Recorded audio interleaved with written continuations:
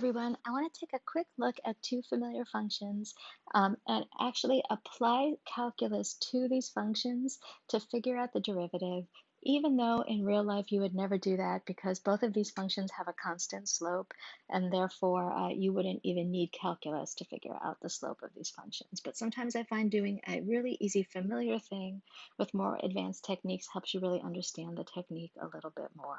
So let's take a look at these two functions. I'm actually using s for position and t for time. So even though I'm not using the yx notation like I did in the previous video, s of t is replacing y and t is replacing x. And I'm not going to use x for position, so just so you don't get confused. So s and t are our variables. This first function on the left, s of t equals 20, it means the position is 20. So let's think about what that means for a minute. It just means you're sitting at 20 meters.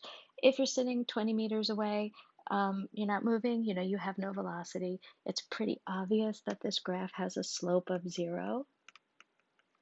And we know that from a physics standpoint, that velocity is the rate of change of position, and that we also know that slope of a graph is the rate of change of that graph.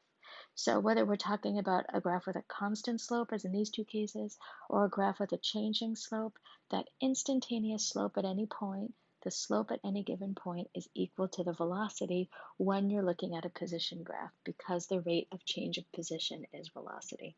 I'm going to write that over here on the side because it's important. ds dt, the rate of change of position from a physics standpoint, is velocity. This is really just dy dx is the slope, but since we're talking about the rate of change of position, we can say that the velocity is the derivative of the position graph, and that will always hold true. So in this case, we can see that we have a slope of 0. We can actually use our formal definition of the derivative by evaluating the function s of t at t plus delta t, subtracting the function evaluated at time t, dividing by delta t, and taking the limit as delta t approaches 0. If we do that, we'll see that we get 0 because the function s of t and the function s of t plus delta t has no difference. So it's always the number 20. 20 minus 20 is 0. So in this case, the velocity as a function of time is just the visual slope, which is 0. Let's take a look at the constant. And that will always be true, by the way, if you have a constant function, the derivative of a constant function, so ds dt, when s is a constant, is just 0 because it's flat. This next function is a linear function, and it's a pretty simple linear function. It's an object that starts at position 0, and its position increases by 5 meters for every second that it goes. So it's pretty straightforward. This is an object with a constant velocity. The velocity is 5 meters every second, and we can see pretty clearly, if you remember your linear functions, that the slope of this graph is whatever multiplies the linear term, and in this case it's 5. So we know the velocity should be 5. Let's evaluate this using the formal definition of the derivative to see that it actually comes out to be 5. So ds dt, which is equal to the velocity as a function of time, is going to be equal to the limit as delta t approaches 0 of s evaluated at t plus delta t. Let me write that the right way. T plus delta t minus s of t over delta t. Let's actually do that even though nobody in real life would ever do this because we know the slope is 5. ds dt is equal to the limit as delta t approaches 0, and now let's just evaluate that function. So it's 5 evaluated at t plus delta t, which is 5t plus delta t, minus 5t, which is the function evaluated at t, divided by delta t. And we can quickly see that that is going to simplify to 5t plus 5 delta t minus 5t over delta t. And since these terms go away and the delta t cancels, this is just the number 5. And so we see pretty clearly that ds dt equals 5. So the derivative of a constant is 0. The derivative of a linear function is just the term that multiplies the linear term. It's just the coefficient that multiplies the linear term, the slope term. If you're thinking about y equals mx plus b, the derivative of y equals mx plus b is always m, the slope. So we have two rules for derivatives right now. Differentiate something linear, you get a constant. Differentiate something constant, you get 0. And that makes intuitive sense when you think about slope. A constant doesn't change, it has a slope of 0. A linear function changes steadily, and so it has a slope that's a constant. Let's go on and let's look at is that the derivative of a constant is 0.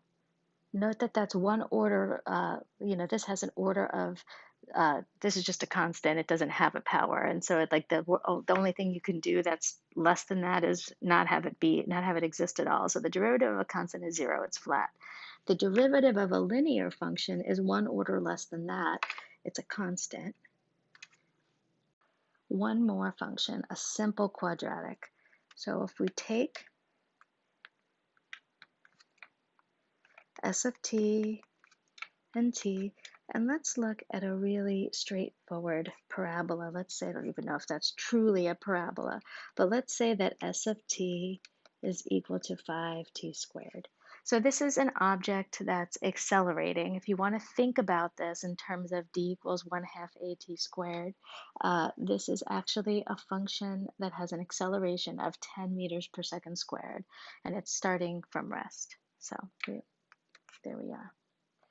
So let's take a look at this little function and see if we can evaluate it. Now it's pretty clear the slope is not a constant, but when we're taking the derivative, we're looking for the function that represents the slope at every point, which is now truly a measure of the instantaneous velocity. So ds dt, which is v of t, is going to be what it really is. If you draw a point and draw the tangent to the curve at every point, it's the tangent to that curve at every single point. Let's blow this way up for a minute and let's take a look at what I'm really doing. What I'm really doing is approximating the average velocity over that interval, which is a pretty good approximation when you look at it that way. And I'm looking at the function s of t, and here's the function s at t plus delta t over some time interval delta t and some position interval delta s, which is s at t plus delta t minus s of t. If I want to do rise over run, all I'm really going to do is delta s over delta t, which is equal to s at t plus delta t minus s of t over delta t. Then when I limit that as t approaches 0, delta t approaches 0, I'm going to get an instantaneous, the slope to the tangent at the point, s of t. I'm going to get not a really good approximation anymore, but an exact value of the slope of the tangent line at that point in the curve. Okay, I am going to come back. Now you can see how tiny that is. You can't even read it anymore. And that's on purpose. That's because we're talking about looking at the slope over very tiny time intervals. So let's go back here. Let's evaluate this. So ds dt is equal to velocity as a function of time. And that's going to be the limit as delta t approaches 0, s evaluated at t plus delta t, which is 5. I keep doing the delta first for some reason, and I don't know why. 5 at t plus 5 times t plus delta t squared minus 5t squared. So that's the function. This is the function evaluated at t plus delta t. This is the function evaluated at t. Let's divide it by delta t. Now let's expand that out. Limit as delta t approaches 0. I'm going to just do the FOIL. So that's 5t squared plus 5 delta t squared plus 10t delta t minus 5t squared from this term all over delta t. And you can see quickly the 5t squared is going to cancel, and we're left with terms that are dependent on delta t.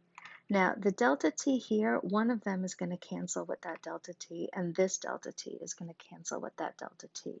And so ds dt becomes s delta t, 5, not s, 5 delta t plus 10t. Now, and it's the limit as delta t approaches 0. Now, if you look at this, as delta t approaches 0, this term approaches 0, but 10t does not depend on delta t, and so that term is going to stay the same. And so ds dt is going to be equal to the velocity as a function of time equals 10 times t. Now, you might remember velocity is acceleration times time. This is consistent with 10 being the acceleration because this was 1/2 at squared, where 5 would be 1/2 of 10. An interesting thing to note, if we go back and look at our videos, then we have the derivative of a quadratic function is a linear function. So if I were to plot this function, y equals 10t, it would look like this. V of t is a function of time. When t is 0, it's 0 and it goes up like that. And we know that the graph of a parabolic position is a linear velocity from physics, and now calculus tells us why. The cool thing about this is we could stick around with derivatives of quadratic functions, and that's fine if we have a constant acceleration. But what this is going to let us do is deal with functions where the acceleration is not constant with time, where it's variable. And so you might have position functions that are cubes or fourth powers or strange functions of time, and now we're not restricted to situations that are only quadratic in time anymore. We can look at a more complicated motion and still talk about the velocity of that. Okay, so I hope that helped a little bit to give you a sense of how to use the formal definition of derivative. The next video, I'm going to just talk quickly about the power rule.